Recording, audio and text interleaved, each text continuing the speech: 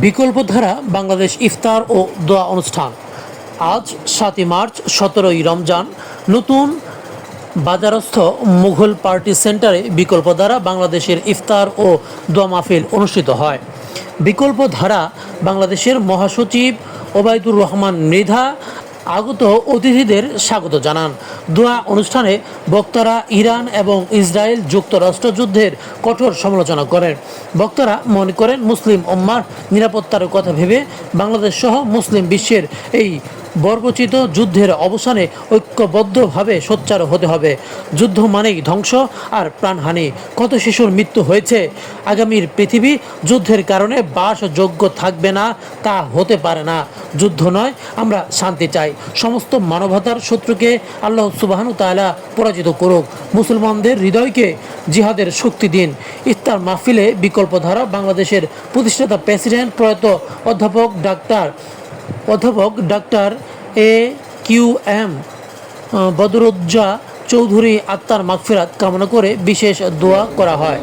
দলের বর্তমান president major অবসরপ্রাপ্ত আব্দুল মান্নান অসুস্থ হয়ে সিঙ্গাপুর চিকিৎসাধীন আছেন। তার শারীরিক সুস্থতা কামনা করেও আল্লাহর দরবারে দোয়া করা হয়। বাংলাদেশ থেকে সব ধরনের অন্যায় অবিচার দূর করতে সুশাসন প্রতিষ্ঠা হোক, এই দোয়া করা হয়। দেশ পরিচালনা বর্তমান সরকার সমতার অধিকার প্রতিষ্ঠা করবে, এই আশা বক্তারা ব্যক্ত করেন।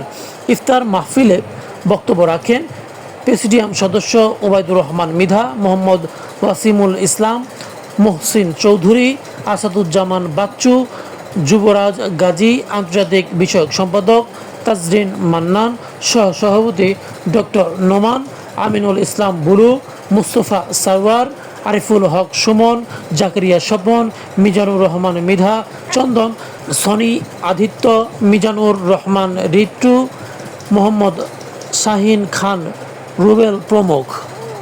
আপনারা জানেন আমাদের প্রতি বছর পহেলা বৈশাখে আমাদের প্রয়াত প্রেসিডেন্ট প্রোগ্রাম করতেন সকলে মিলে। তারপরে হচ্ছে আমাদের দলের প্রতিষ্ঠা বার্ষিকী আমরা উদযাপন করতাম।